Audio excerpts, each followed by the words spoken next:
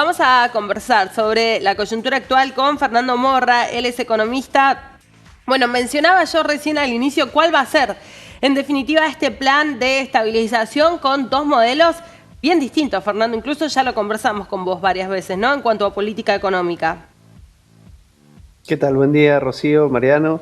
Bueno, obviamente sí, tenemos un escenario muy distinto, digamos, los dos candidatos, y un poco lo charlábamos previo a las elecciones generales y habíamos dicho, bueno, tal vez lo que el mercado está tratando de adelantar es qué chances tiene Javier Milei de ser presidente. ¿Por qué? Bueno, porque obviamente la propuesta de dolarización es una propuesta que luce compleja.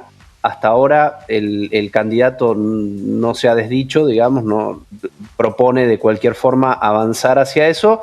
Todavía no sabe muy bien, no sabemos ni los economistas, digamos, que tratamos de pensarlo, ni tampoco entiendo el mercado, de qué manera se va a realizar, y eso obviamente genera mucha incertidumbre y una dolarización de carteras, porque el Banco Central, como ustedes saben, bueno, esta semana se hizo el pago al Fondo Monetario Internacional y eso está dejando reservas netas, esta forma de medir las reservas que es descontando básicamente todos los pasivos de corto plazo, que estarían en alrededor de 10.000 millones negativas. Dolarizar en un contexto en donde las reservas netas son negativas, obviamente es muy complejo.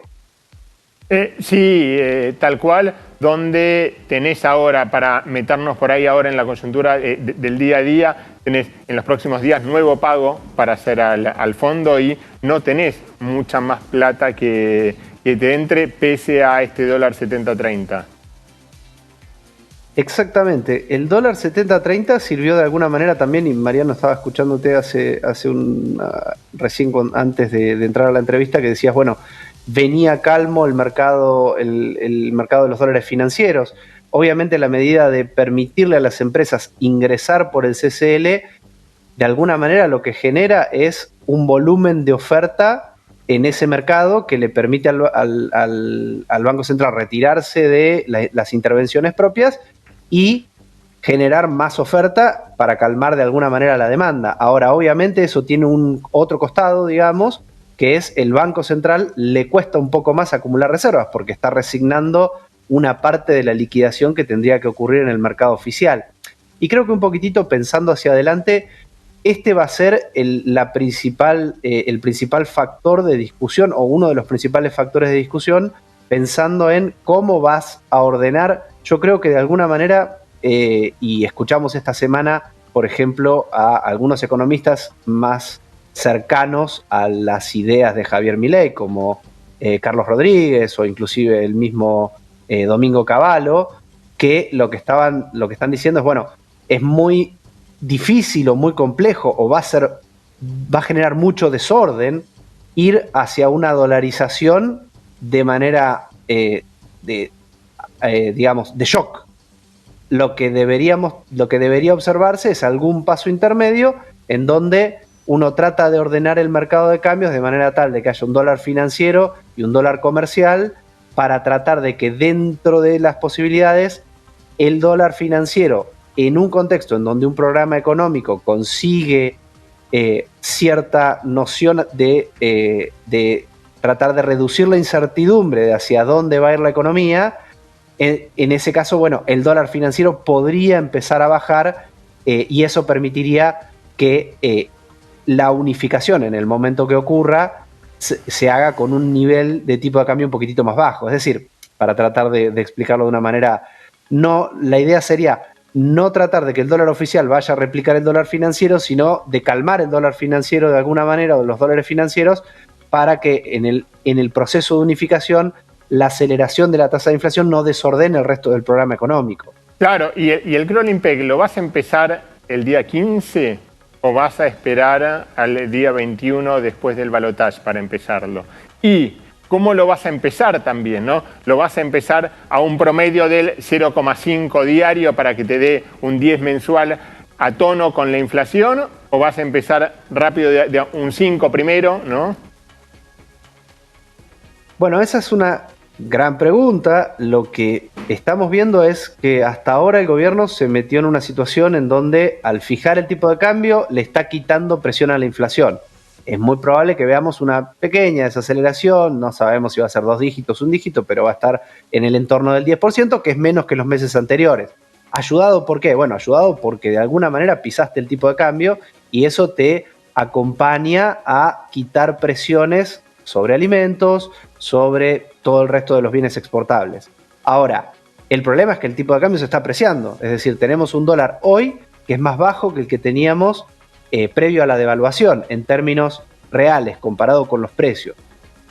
Eso le va a poner una presión al inicio. Ahora, también es cierto, y vamos a tratar de entender qué es lo que está pasando en ese mercado, el dólar oficial cada vez representa menos, porque con todo el conjunto de exportaciones que se liquida a un 30% de dólar financiero y a un 70% del dólar oficial, en la práctica ya está operando una devaluación que está generando lo que estamos viendo, que es una inflación del entorno del 10%. Claro. Es decir, la inflación no fue al 0% como fue el dólar oficial, sino que se está moviendo a un ritmo del 10% mensual.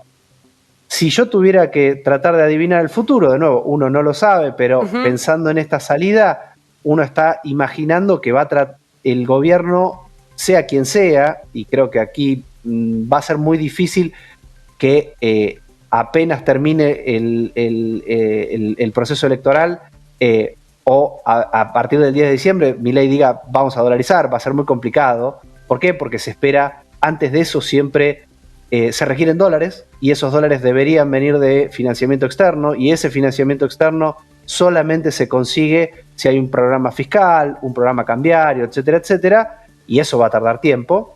Con lo cual, en el interín, ¿qué es lo que uno debería esperar? Bueno, uno debería esperar alguna forma de ordenamiento nuevo del mercado cambiario que trate de simplificar la cantidad de dólares, la multiplicidad de dólares que existen. Y aquí el problema es qué ocurre con el dólar oficial. Y creo que la tensión va a estar, y cierro acá, Rocío, a ver si... La tensión va a estar en que si uno genera un salto muy fuerte en el dólar oficial, lo que va a terminar haciendo el dólar oficial es desordenar todas las cuentas públicas.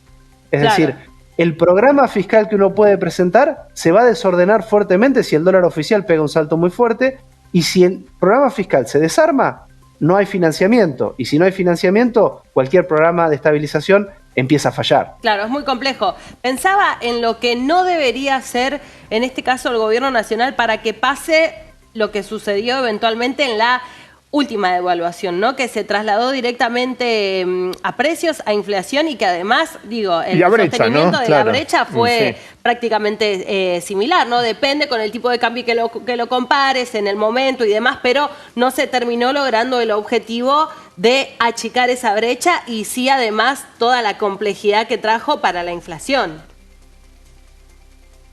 Yo creo que hay dos cuestiones distintas.